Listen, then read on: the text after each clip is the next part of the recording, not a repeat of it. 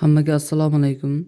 Bugun biz 2026-yil 17-iyul birinchi smena va ikkinchi smena savollarni asosiy blokdan terilgan variantini ko'rib chiqamiz. Bunga ko'ra eng qiyin savollarni ko'ramiz. Endi biz birinchi savolimizni ko'rsak, bu birinchi smenadan. Birinchi savolda aniq integralda hisoblang deyilgan. Bunga ko'ra biz integral -2 dan -1 gacha 3 plus 4 ni 3 plus x ning -4-chisi deb olamiz. dx teng bo'ladi integral endi bundan a darajasi n dan hosil olgandek bo'ladi. Bunga ko'ra biz n a n-1 ya'ni daraja oldinga o'tadi va 1 ayriladi. X darajasi n degan. Bundan biz o'ylasak, bu 3 plus x -3-chisi taqsim -3. Bunda -3 oldinga o'tadi, -3lar qisqarib darajadan 1 ayriladi, -4 bo'ladi. Keyin endi chegara -2 dan -1 gacha. Bularni qo'ysak, birinchi -1 da qo'yamiz. -1 da qo'yganda 3 -1 -3-chisi taqsim -3 -3 keyin -2 ni qo'yamiz. 3 -2 buning -3-chisi. Bu teng bo'ladi -2 ning -3-chisi taqsim 3. Bu minuslar plus bo'lib ketadi.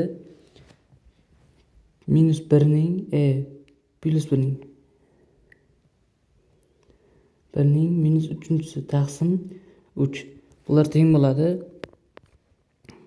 1 taqsim 8 taqsim 3 plus 1 taqsim 3. Bu teng bo'ladi 1 taqsim 24 plus 1 taqsim 3. Bunga 8 dan beramiz. 9 taqsim, bu yerda minus bor edi. Uzr, qolib ketibdi. 9 taqsim 24. 9 taqsim emas, endi 8 dan -1. Shunda javob 7 taqsim 24 chiqadi. Bu yerda minus bor chunki. Keyingi misolda o'zi -2 bilan 2 bitta juft bo'ladi. -3 bilan 3, -4 bilan 4 va hokazo shunday ketadi. -298 bilan 298 ham juft bo'ladi. -299 bilan 299 ham juft bo'ladi. Ya'ni qisqarib ketadi bir-biriga. Shunda 1 bilan -300 ga juft qolmaydi. Shunda javobimiz -299 bo'ladi. Keyingi savol. Tengali trapetsiya berilgan. Bunda asoslari 10 va 20, 8 va 20. Yon tomoni 10. Bundan ikkita balandlik tushiradigan bo'lsak, bu yerlarni h deb kiritamiz. Bu yerim 8 bo'ladi. Bu endi mana shu yerlar teng bo'ladi. Chunki tengali bo'lgani uchun trapetsiyamiz 20 dan 8 ayirib 2 ga bo'lamiz. Ya'ni bizda 20 dan 8 ayirib 2 ga bo'lsak, javob 6 ga teng. Mana shu yer 6 bo'lgandan keyin bitta Pifagor, chunki bu balandlik edi. H kvadrat teng bo'ladi 10 ning kvadrati minus 6 ning kvadrati. H kvadrat teng 64 ga. H teng bo'ladi 8 ga. Ya'ni bu javob ekan. Keyingi savolimiz. Keyingi savolda bu yerda ikkitasi bitta juft bo'ladi. -1 da beradi, ya'ni -1 va hokazo. Bu yerda ham -1 da beradi. Shunda bizda 1 dan 100 gacha 100 ta xat bor. 100 ta xatni 2 ga bo'lamiz. Chunki ikkitadan bo'lyapti buni. Ikkita bo'lib ketadi. Bundan ko'paytirilgan -1. Shunda javob -50 ga teng. Keyingi savol. Bu savol biroz qiyinroq. Bunga ko'ra biz kosinus kvadrat alfani yarim burchak formulasiga ko'ra yoyamiz. 1 plus kosinus 2x taqsim x. Uzr, taqsim 2 edi. Esdan chiqib ketdi. Shunga ko'ra bizda integral pi taqsim 12 dan pi taqsim 4 gacha x ko'paytirilgan 1 plus kosinus 2x taqsim 2 dx teng bo'ladi integral pi taqsim 4 dan pi taqsim 12 gacha x plus x kosinus 2x, ya'ni x ichkariga ko'paytiramiz, taqsim 2 dx. Endi 1 taqsim 2 ni oldinga chiqaramiz. Integral pi taqsim 12 dan pi taqsim 4 gacha. Ikkalasini ham alohida qilsak 1 plus x plus x kosinus 2x, ya'ni dx. Bundan ikkalasini ham yoyamiz. 1 taqsim 2 ko'paytirilgan integral pi taqsim 12 dan pi taqsim 4 gacha x plus integral pi taqsim 12 dan pi taqsim 4 gacha x kosinus 2x. Bundan biz buni 2 ga bo'lib ishlaymiz. Ya'ni birinchi integral pi taqsim 12 dan pi taqsim 4 gacha deb x, bu teng x kvadrat, bu yerda dx ham bor edi. X kvadrat taqsim 2. Bundan chegara pi taqsim 12 dan pi taqsim 4 gacha. Birinchi pi taqsim 4 qo'yamiz. Pi kvadrat taqsim 16 bo'ladi. Taqsim 2 minus pi taqsim 12 ni qo'yamiz. Pi kvadrat taqsim 144, ya'ni 12 ning kvadrati taqsim 2. Bundan pi kvadrat taqsim 32 minus pi kvadrat taqsim 288 bo'ladi. Bunga umumiy mahraj beradigan bo'lsak, bunga 9 tadan, bunga 1 tadan bo'ladi. Teng 9 pi kvadrat taqsim minus pi kvadrat taqsim 288 teng 8 pi kvadrat taqsim 288. Bundan qisqartiradigan bo'lsak, pi kvadrat taqsim 36 qoladi. Endi ikkinchi ishimiz integral pi taqsim 12 dan pi taqsim 4 gacha x kosinus 2x dx bo'ladi. Bundan biz bir formulamiz bor edi. Integral ab shtrix teng bo'ladi ab minus integral a shtrix b ga. Bu bo'laklab integrallash formulasi. Bo'laklab integrallash formulasi bo'ladi. Bunga ko'ra bizda a teng bo'ladi x ga, b shtrix teng bo'ladi kosinus 2x ga. Bundan a shtriximiz teng bo'ladi 1 ga, b teng bo'ladi 1 taqsim 2 sinus 2x ga. Endi joyiga qo'yib chiqamiz. Bundan ab, ya'ni x ko'paytirilgan sinus 2x taqsim 2 minus integral a shtrix qo'ysak 1 ko'paytirilgan kosinus 2x, ya'ni b shtrix b 1 taqsim 2 sinus 2x teng bo'ladi. Bu ham x sinus 2x taqsim 2 minus 1 taqsim 2 ko'paytirilgan sinus 2x dan boshlang'ichi 1 taqsim 2 minus kosinus 2x. Bundan chegara endi umumiy bo'ladi. Chegara pi taqsim 12 dan pi taqsim 4 gacha. Bunga x sinus 2x taqsim 2 minus, bu minuslar plus bo'lib ketadi, kosinus 2x taqsim 4. Chegara pi taqsim 12 dan pi taqsim 4 gacha. Teng. Endi chegaralarni qo'yib chiqsak, birinchi pi taqsim 4 qo'yamiz. Pi taqsim 4 qo'ysak, pi taqsim 4 ko'paytirilgan sinus 2x, ya'ni pi taqsim 2 bo'ladi. Sinus 90 da 1 ga teng. Taqsim 2 plus kosinus 2x. Kosinus 2x ham kosinus 90 bo'lib ketadi. Kosinus 90 gradus, ya'ni pi taqsim 2 da 0 ga teng. Taqsim 4 minus. Bundan birinchi pi taqsim 12 ni qo'yamiz. Pi taqsim 12 sinus 2x'imiz sinus 30 gradus bo'ladi. Ya'ni 1 taqsim 2 taqsim 2 bo'ladi bu ham. Plus bu plus ham minusga aylanib ketadi, chunki minus ta'sir qiladi. Kosinus 2x bu ham ilzosti 3 taqsim 2 ga teng, ya'ni 30 gradus. Taqsim 4 teng pi taqsim 8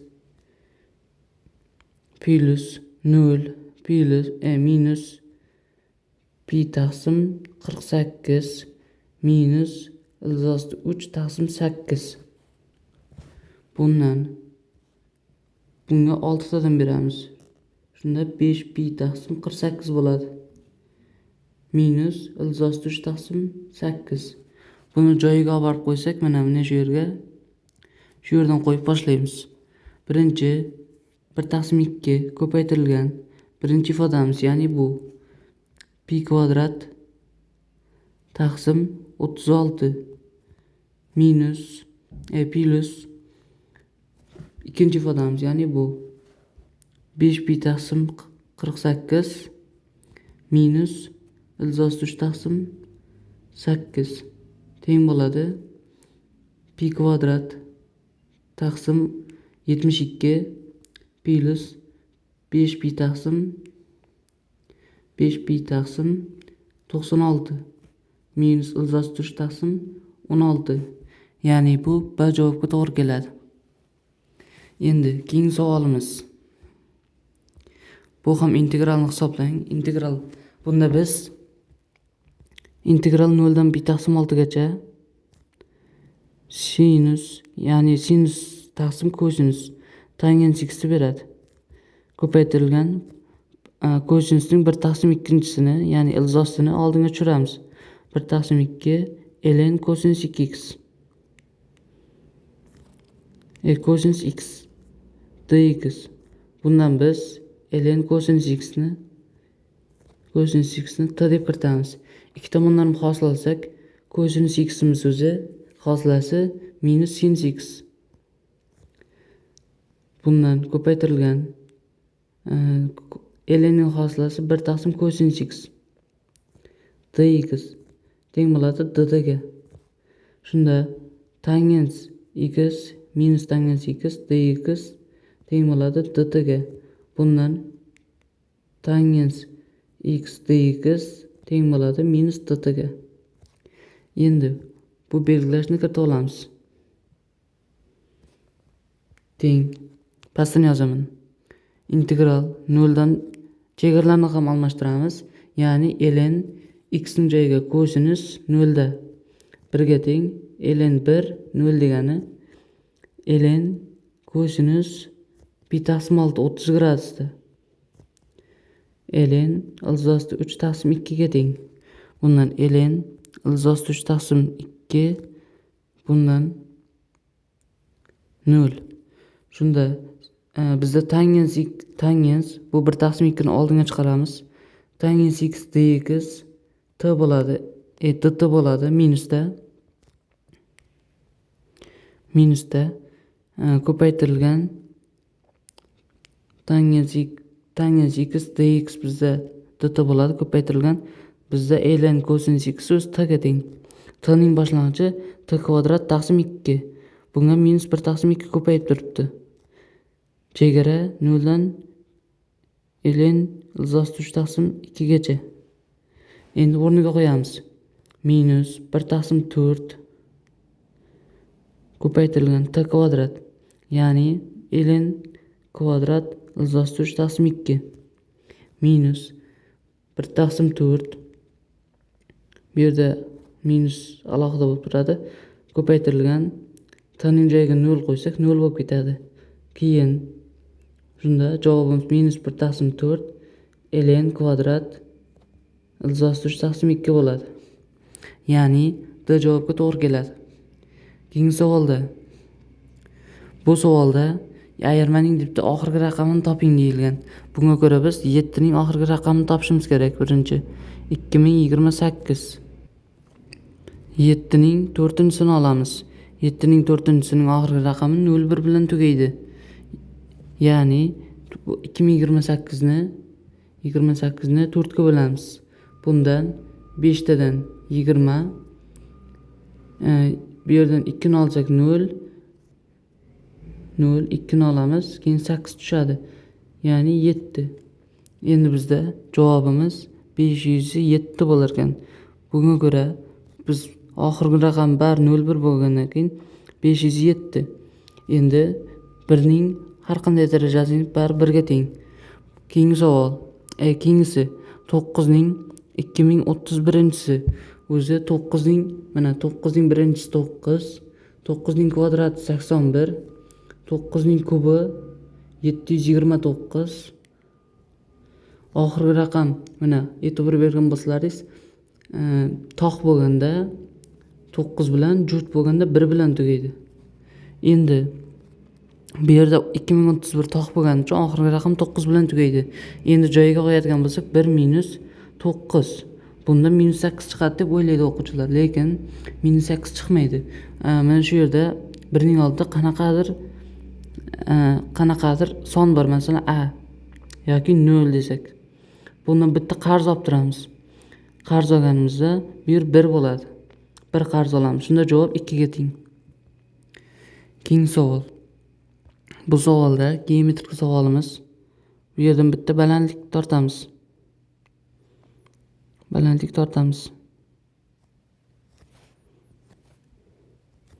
Endi bu yerim 90 gradus, bu yer alfa. Mana shu yerim alfa. Biz bu yerdan bu yerni x, bu yoqni y deb kiritamiz. Bunga ko'ra bu yerni teng 2 ga bo'lgani uchun x'imiz bu yer ham 3, bu yer ham 3. Shunda teng 2 ga bo'lgani uchun o'rta chiziq deb qariladi. X teng bo'ladi 2,5 ning yarmiga. Ya'ni x teng bo'ladi 5 taqsim 4 ga. Bundan x'imiz bor. Demak biz tangens alfani topamiz. Tangens alfa qarshisidagi katetning, ya'ni 3 ning yopishgan katetga nisbati x ga 5 taqsim 4. Bundan 12 taqsim 5 ligini bilamiz. Endi bu kichkina uchburchakda ham bu yoqdagi bitta tangens topamiz. Tangens alfa teng bo'ladi qarshisidagi katet, ya'ni 2 ning bu yerda biz mana shu yerda a deb kiritsak, shunda 2 ning a n ga nisbati bo'ladi. Bu 12 taqsim 5 ga teng. Biz a n ni topadigan bo'lsak, ya'ni b m dagi bitta nuqta. Bunda 2 bilan 12 qisqaradi, 6 bo'ladi. A n teng bo'ladi 5 taqsim 6 ga. Endi bitta Pifagor, ya'ni y topish uchun y kvadrat teng a n ning kvadrati 25 taqsim 6 36 plus 2 ning kvadrati, ya'ni 4. Bundan 169 taqsim umumiy mahraj bersak 36 dan 169 taqsim 36 bo'ladi. Shunda y-imiz teng bo'ladi 13 taqsim 6 ga. Endi biz s ni topadigan bo'lsak, ya'ni s a b c d ni bundan x plus y ning 6 ga ko'paytmasi. X va y ni joyiga qo'yamiz. X bizda 5 taqsim 4 ga teng, y bizda 13 taqsim 6 ga teng. Teng bo'ladi. Umumiy mahraj bersak, bunga 6 ko'payib turibdi. Bunga 3 tadan, bunga 2 tadan. Shunda bizda 41 taqsim 12 bo'ladi. Ko'paytirilgan 6. Ya'ni 20,5 chiqadi javobimiz. Bundan C javobga to'g'ri keladi.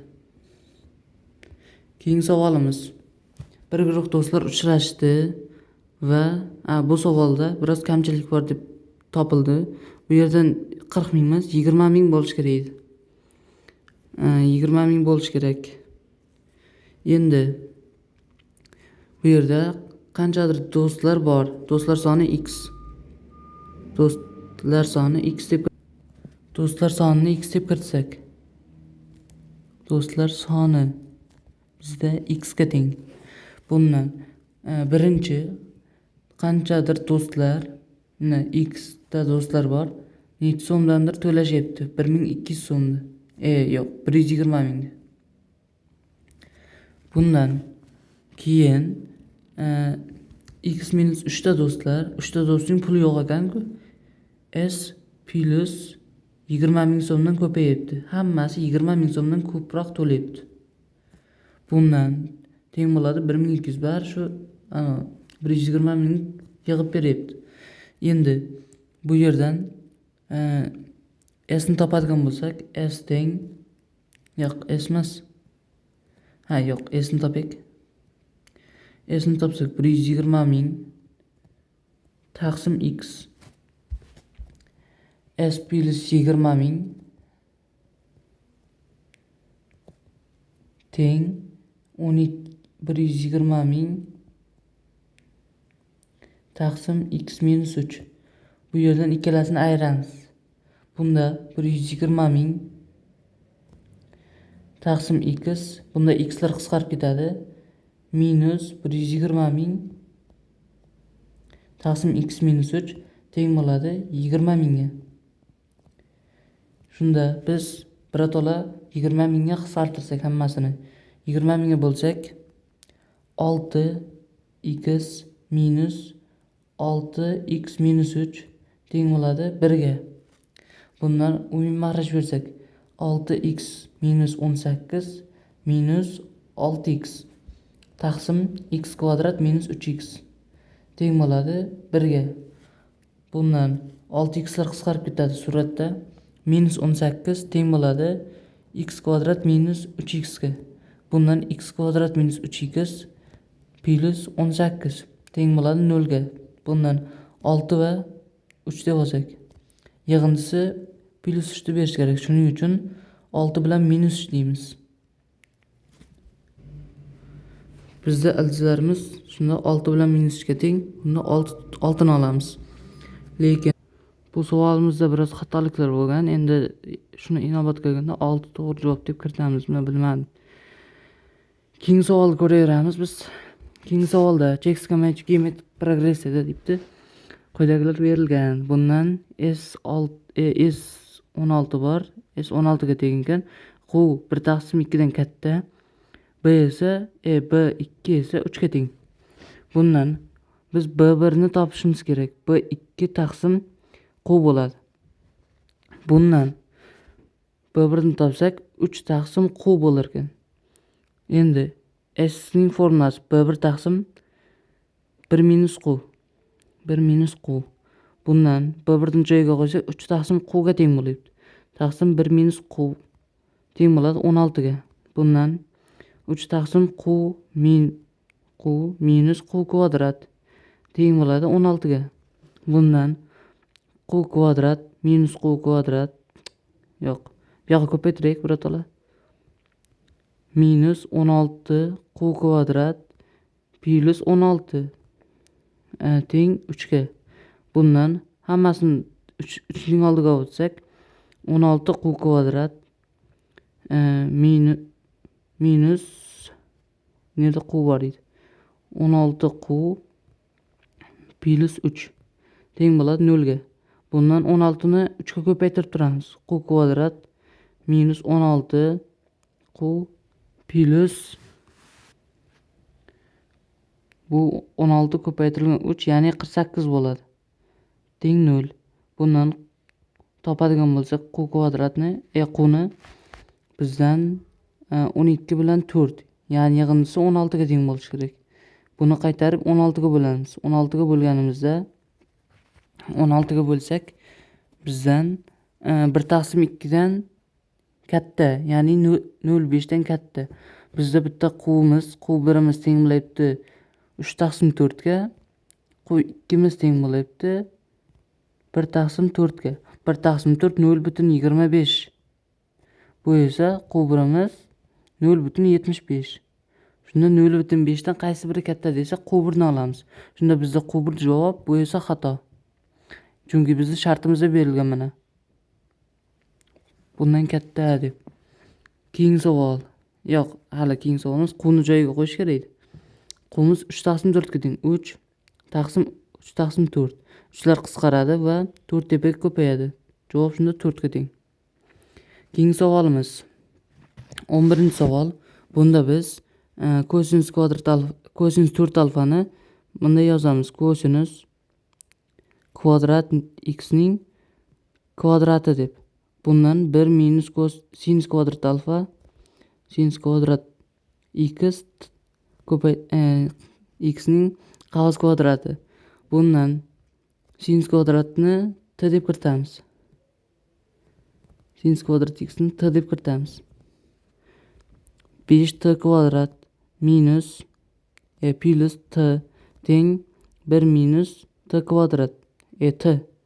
Buning qavs kvadrat teng 1 minus 2t plus t kvadrat. Bundan hammasini bir tomonga qilsak 4t kvadrat plus 3t minus 1 bo'lar ekan. Teng 0. T kvadrat plus 3t minus 4 bo'ladi. Teng 0. Bundan ildiz chiqaradigan bo'lsak 4 bilan 1 yig'indisi minus 3 ni berish kerak. Qaytarib 4 ga bo'lamiz. Bundan sinus kvadrat alfa kvadrat x teng bo'ladi minus 1 ga. Bu bo'sh to'plam. Sinus kvadrat x teng bo'ladi 1 taqsim 4 ga. Bundan ikki tomondan ildiz olsak sinus x teng bo'ladi plus minus 1 taqsim 2 ga. Endi bundan javob oladigan bo'lsak x teng bo'ladi plus minus pi taqsim 6 plus pi n. Shunda javobimiz b ga teng. Keyingi savolimiz ham trigonometriyaga bog'liq. Bu savolda biz mana sinus bilan kosinusning ikki tomonini kvadratga oshiramiz. Bundan sinus bu o'zi 1 plus sinus 2 alfaning formulasi. Sinus 2 alfani beradi. Endi bu teng bo'ladi 1 taqsim 13 ga. Bundan sinus 2 alfani topadigan bo'lsak teng bo'ladi minus 12 taqsim 13. Endi biz to'g'ri burchakli uchburchakdan, ya'ni yo'q. To'g'ri burchakli uchburchak bor-ku. Mana bu to'g'ri burchakli uchburchak desak, bu yerni 2 alfa deb kiritamiz. Endi 2 alfa sinus alfani topamiz. Sinus alfa qarshidagi harakatning gipotenuzaga nisbati. Bu yer shunda 5 bo'ladi. Endi minus bu yerdan kosinus alfani topamiz. Kosinus alfa teng bo'ladi 5 taqsim 13 ga. Bundan chorakga qarasak, chorak minus pi taqsim 4 dan 0 gacha, ya'ni 4-chorak. 4-chorakda kosinusimiz plus musbat bo'ladi. Shuning uchun bu musbat bo'ladi. Ikkalasining yig'indisi teng bo'ladi minus 7 taqsim 13 ga. Bo'ldi. Javob shunga teng. Keyingi savolimiz. Bu savolda ikkalasini ham bir-biriga nisbatlab yuborganmiz. Bunda 2x ning 2y ga nisbati teng bo'ladi y plus x kvadratning tezroq yozib ketyapman. X 1 plus y kvadratga nisbati. Bundan bular qisqarib ketadi ikkilar. Proporsiya qilib yuborsak x kvadrat 1 plus y kvadrat teng bo'ladi y kvadrat plus 1 plus x kvadrat. Bundan bu ko'paytmaydi. X kvadrat plus y kvadrat ko'paytirilgan x kvadrat teng bo'ladi y kvadrat plus x kvadrat y kvadratga. Bundan ikkalasi qisqarib ketadi. X kvadrat teng y kvadratga. Modul x teng ikki tomondan ham ildiz olsak modul y ga. Bundan biz bu yerga qo'yadigan bo'lsak, ya'ni 2 modul x ning x taqsim 1 plus x kvadratga nisbati. Bundan x ni 2 marta ochamiz, ya'ni bitta musbat, bitta manfiy. Bunda 2x teng bo'ladi x taqsim 1 plus x kvadratga. Bundan ikki tomondan ham x bo'lgani uchun x teng 0 degan javob topib qo'yamiz. Shunda x larni qisqartiramiz. 2x kvadrat plus 2 teng bo'ladi 1'ga bundan 2x kvadrat plus yo'q, bu minus 1. X kvadratimiz teng minus 1 taqsim 2. Bu bo'sh to'plam. Bitta javob bizda x teng 0 bo'lyapti. Bundan minus 2x teng, endi minus ochamiz. Teng bo'ladi x taqsim 1 plus x kvadrat. Bu yerni ham x larni olib tashlasak, x teng bo'ladi 0 ga. Bu yerda ham bitta yechim bor, x 0 ga teng. Bundan minus 2x kvadrat minus 2 teng bo'ladi 1 ga. Bundan x kvadrat minus 2x kvadrat teng bo'ladi 3 ga. X kvadrat teng bo'ladi minus 3 taqsim 2 ga. Endi bu ham bo'sh to'plam. Shunda bizda bitta javob bo'lyapti, x teng 0. Bo'ldi, shunga teng. Keyingi savolimiz. Keyingi savolda biz integral minus 2 dan minus 1 gacha 3 plus x ning 3x plus 4 ning minus 4-inchisi deb olamiz. dx teng bo'ladi integral bundan x ning oldidagi integralni boshlang'ich olsakda 1 taqsim 3 bo'ladi. Ya'ni 3 ning x ning oldidagi koeffitsiyentining teskarisi ko'paytirilgan 3 plus x 3x plus 4 ning minus 3-inchisi taqsim minus 3. Chegara minus 2 dan minus 1 gacha teng bo'ladi. Bunda 1 taqsim 3x plus 4 ning minus 3-inchisi taqsim minus 9. Chegara minus 2 dan minus 1 gacha teng. Ikkalasini ham chegaralarni qo'ysak. Birinchi minus 1. Minus 1 qo'yganimizda minus 3 bo'ladi-da. 1 ning minus 3-inchisi taqsim minus 9 plus yo'q, mana minus keyin minus 2 qo'yamiz. Minus 2 qo'yganimizda minus 2 ning bu yerda minus 2 qo'yganimizda minus 6 bo'ladi. Keyin 4 ayrilsa, 4 qo'shilsa minus 6 ga minus 2 qoladi. Buning minus 3-inchisi taqsim minus 9. Bunda minuslar plus bo'lib ketadi. 1 taqsim minus 9 minus 1 taqsim 8 va 9. Keyin minus 1 taqsim 9 minus 1 taqsim 72. Bunga 8 dan bersak minus 9 taqsim 72. 3 ga qisqartiradigan bo'lsak minus 24 taqsim 3 bo'ladi. Javobimiz C javob ekan. Keyingi savolimiz. Biz bu ikkinchi smena savollar boshlandi-da. Adashmasam, ikkinchi smena savollar mana. Bu savollarda 15 ga qoldiqsiz bo'linishi so'ralgan. Bunda AB ning bu sonimizning 15 ga qoldiqsiz bo'linsa, birinchi 15 ga qoldiqsiz bo'linsa 3 bilan 5. 3 ga bo'linish belgisini topsak, raqamlar yig'indisi 3 ga bo'linish kerak. Bundan 14 plus A plus B teng bo'ladi 15 ga qoldiqsiz bo'linish kerak. Bunda bizda A plus B ning eng katta qiymati degani uchun birinchi 5 ga bo'linish qoidasiga qaraymiz. 5 ga bo'linish qoidasi oxirgi raqam 0 yoki 5 bo'lish kerak. Bundan B ga maksimal qiymat topsak 5 bo'ladi. Shunda B 5 bo'lsa 19 plus A teng bo'ladi 3 ga bo'linish kerak. Bundan 27 ni olishimiz mumkin. Shunda A teng bo'ladi maksimalnisi eng katta qiymati 8 ga. Shunda ikkalasining qiymati 13 ga teng bo'ladi yig'indisi. Keyingi savolimizda, keyingi savolda bizda formulasi bor. Integral dx taqsim x kvadrat plus a kvadrat bo'lsa dx tepada yozilgan. Bu teng bo'lsa 1 taqsim a ko'paytirilgan arctangens x taqsim a ning plus s'si. Bunga ko'ra biz buni 1 taqsim a, ya'ni 1 taqsim 2 ko'paytirilgan arctangens x taqsim 2 plus s deb kiritsak bo'ladi. Mana formulaga bir xil tushadi. Bu savol keyingi savolimiz ham shunday. Bu savolni ishlab qo'yamiz. Biz keyingi savolga o'taveramiz.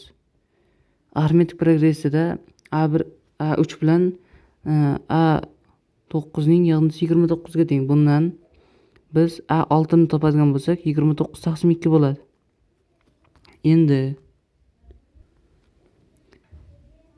biz S9 ta xadining yig'indisi A1 plus A9 taqsim 2 ko'paytirilgan 9 teng bo'ladi 144 ga. Bunda A5 ko'paytirilgan 9 teng bo'ladi 144 ga. A5 teng bo'ladi 16 ga. Endi bizda D ni topishimiz kerak. D ni topish uchun 14,5 ayrilgan 16, ya'ni -1,5 bo'ladi. Endi bizdan uchinchi xat so'ralgan. Uchinchi xatni topish uchun A5 dan 2D ni ayirsak A3 qoladi. Bundan A5 ni qo'yamiz. A5 16 ga teng. Bundan 2D, ya'ni plus 3 bo'ladi. Javob 19 ga teng. Keyingi savol bu biroz qiyinroq va chiroyli savollarimizdan bittasi. Bunga ko'ra biz bir xil A va B shaharga deb 3 ta avtomobil bir xil vaqt oralig'ida, ya'ni birinchi avtomobil T vaqtda ketgan bo'lsa, ikkinchisi 10 minut keyin, keyingisi yana 10 minut keyin debdi. Shunda birinchisi mana V1 topib ketamiz birato'la. V1 S taqsim T da ketyapti. Ikkinchisi V2 S taqsim T minus X da ketyapti. Uchinchisi V3 S taqsim T minus 2X da ketadi. Ya'ni vaqti bir xil. 10 X daqiqa keyin, unisi yana X daqiqa keyin. Shunda bu yerda bizda aytilgan 3-shart. Mana 40 kilometr masofada uchrashdi deydi. 3-avtomobil esa S shahriga yetib boradi va qayta 40 kilometr qaytadi orqaga. Shu yerda mana chizmani chizib ko'rsatsam, bu yerda A va S bor, bu yerda B bor. Bu yerdan debdi. Mana shu yerni biz S deb kiritdik. Mana shu yerni esa 120 kilometr shartida aytilgan mana. Bundan 3-avtomobil bitta boryapti va qaytyapti. Mana shu yerda uchrashyapti. Bu yer 40 kilometr debdi. Va shunda bu yoqqa 80 qoladimi? 80 kilometr. Bundan birinchi avtomobil 80 kilometr yuradi.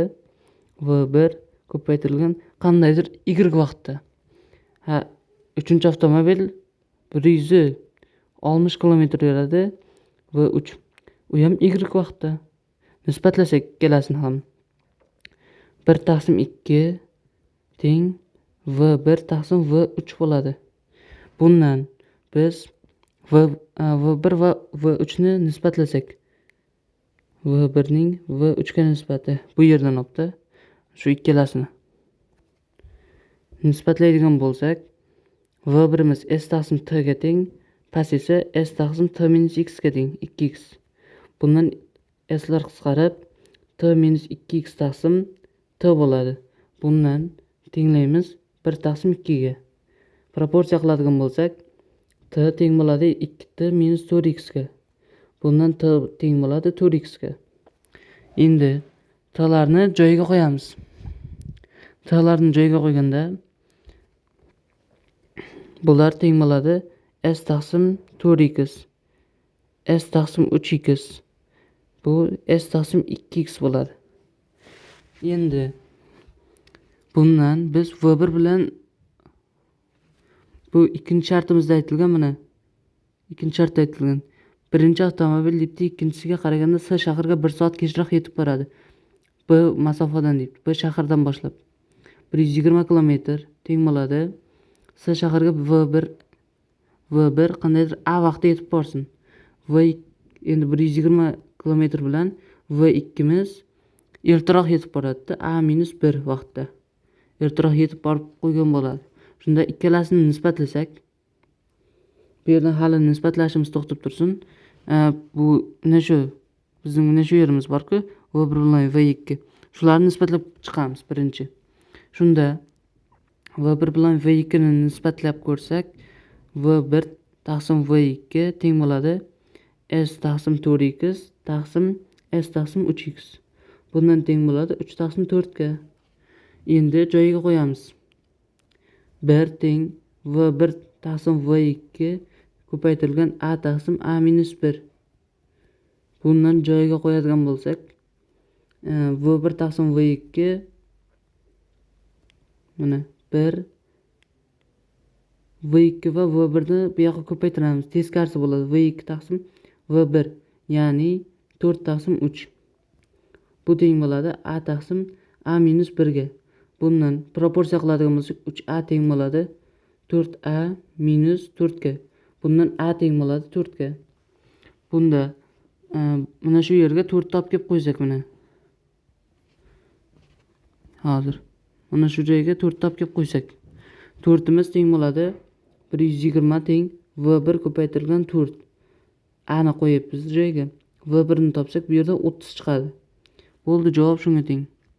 Keyingi savolimiz. Bu savolda ikkinchi hadini mana shu yerni x plus y ni qavs kvadrati minus xy deb kiritamiz. Bu yerdan xy topib olsak, xy teng bo'ladi 11 minus x minus y ga. Teng 30. Bundan x plus y kvadrati minus 11 plus x plus y teng bo'ladi 30 ga. X plus y ni t deb kiritadigan bo'lsak, t kvadrat minus 11 plus t teng bo'ladi 30 ga. T kvadrat minus plus t minus 41 bo'ladi. Bundan diskriminantini topadigan bo'lsak 0. Diskriminantini topsak 1 plus 4 ko'paytirilgan 41 teng bo'ladi 162. Endi bizda ikkita javob bor aniq. Shuning uchun ikkita variantni olib ketamiz. Keyingi savol. 7-savolimizda o'zi 619 841 dan ilzosi 841 dan 29 chiqadi. Keyingisidan 28 mana shu. 28, bu esa 29 kvadratlari. Bu 28 bo'ladi. Teng ilzosi 676 bo'lib qoladi bundan qo'shsak hammasini. Shunda javobimiz 26 ning kvadrati teng 26 ga. 26 ga. Shunda S javob chiqadi. Keyingi savol. Biz bundan har birini 0 ga tenglashtiramiz. Bunga ko'ra 2 darajasi 2x 2 darajasi x t deb kiritamiz birinchi. Shunda t kvadrat minus 4t teng bo'ladi 0 ga. Bundan t teng t chiqarib bersak, t minus 4 teng bo'ladi 0 ga. T teng 4, t teng 0 chiqadi. Bundan tenglashtiramiz t'larni. T'larni tenglashtiradigan bo'lsak, 2 darajasi x teng 4, bu teng 2 bo'ladi. 2 darajasi x teng 0, bu bo'sh to'plam. Endi bu ilzosini kiritamiz. X kvadrat minus 9 taqsim 4 teng 0. Bundan x teng plus minus 9 taqsim 3 taqsim 4 chiqadi. 3 taqsim 2. Bundan endi 9 taqsim 4 minus x kvadrat katta yoki teng 0 dan. Buni ishlaydigan bo'lsak, x kvadrat minus 9 taqsim 4 katta yoki kichik yoki teng 0 dan bo'ladi. Endi oraliqqa tashlaymiz. Minus bu yerda plusligi bor. 3 taqsim 2, 3 taqsim 2. Buni oraliqqa tashlasak minus plus bo'ladi. Bundan 0 dan kichkina joylar kerak, mana shu yer. Bizda mana shu 2 miz mana bu yerga to'g'ri keladi. Biz u yerni yechim qilib ola olmaymiz, chunki ilzosi 0 dan kichkina bo'lib qolishi mumkin. Ya'ni manfiy bo'lib ketishi mumkin. Endi Shunda biz bu ham javob emas ekan. Endi ildizlar yig'indisini toping deyilgan. Ildizlari mana shu bo'lar ekan. Buning ikkalasining yig'indisi 0 ga teng o'zi. 0 ga teng bo'ladi. Bo'ldi. Javob 0. Keyingi savol. Keyingi savolni tepada ko'rgan edik. Birinchi meni savoli, adashmasam bu takrorlangan savol. -2 dan -1 gacha. 3 plus x ning -4-chisi dx teng bo'ladi. Bu ham 3 plus x ning -3-chisi taqsim -3 bo'ladi. Chegara -2 dan -1 gacha teng. -1 qo'yadigan bo'lsak 1 taqsim 8. 1 taqsim 8 bu -3. Minus -2 qo'yadigan bo'lsak 1 taqsim -3 bo'ladi. Bundan -1 taqsim 24 plus 1 taqsim 3. Bunga 8 tadan bersak, shunda javobimiz teng bo'ladi. -7 taqsim 24. Ya'ni bu javob. Bu yerda lekin minusda chiqish kerak ha. Javobimiz minusda. Bu yerda adashmasam minus qolib ketgan. Keyingi savolimiz.